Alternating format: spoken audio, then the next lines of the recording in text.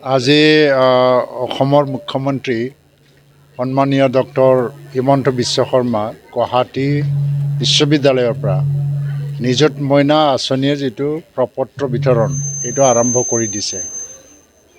এই বছৰ ২৫-২৬ বিত্তীয় বৰ্ষত প্ৰায় ৪ লাখতকৈ অধিক ছাত্ৰ ছাত্ৰীসকলক নিযুত মইনা আঁচনি দিবলৈ ওলোৱা হৈছে। আৰু ইয়াৰ মতে আমাৰ হায়াৰ ছেকেণ্ডেৰী লেভেলত ফাৰ্ষ্ট ইয়াৰ ছেকেণ্ড ইয়াৰ যিসকলে পঢ়ে তেওঁলোকক প্ৰতিটো মাহত ১,০০০ টকাকৈ দিয়া হ'ব ১০ মাহৰ কাৰণে। আৰু ডিগ্ৰীত যিসকলে পঢ়ি আছে তেওঁলোকক ফাৰ্ষ্ট ইয়াৰ ছেকেণ্ড ইয়াৰৰ কাৰণে প্ৰতি মাহত দিয়া হ'ব ১,২৫০ টকা ১,২৫০ টকাকৈ।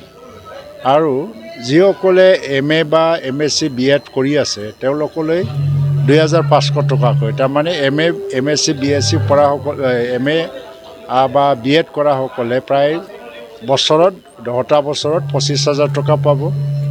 আৰু ডিগ্ৰীত পঢ়ি থকা BA পঢ়ি থকাসকলে ১২,৫০০ টকা। আৰু যিসকলে হায়াৰ ছেকেণ্ডাৰী পঢ়ি আছে বছৰত 10,০০০ টকা দিয়া হ'ব।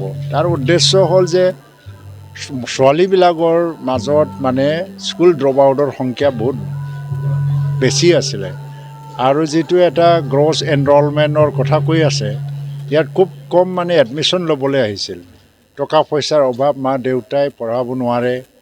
তাৰ কাৰণে অসম চৰকাৰে আঁচনি এটা ল'লে যে নিযুত মইনা এইটো দিয়াৰ পিছত আজি যোৱা বছৰ 16% বুলি কোৱা হৈছিলে, কিন্তু এইবছৰ 18%লৈ ওপৰত আহি গ'ল।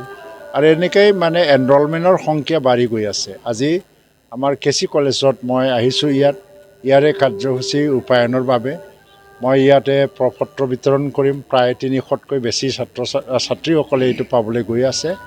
আৰু ইয়াৰ দ্বাৰা স্কুল ড্ৰপ আউট আৰু বাল্য বিবাহ এইটো প্ৰায় প্ৰতিৰোধ কৰাৰ ক্ষেত্ৰত বহুতখিনি সহায় কৰিছে। আৰু এতিয়া ছোৱালীবিলাকৰ মাজত কলেজ শিক্ষা ল'বৰ কাৰণে আগবাঢ়ি অহাৰ সংখ্যা বাঢ়ি গৈ আছে।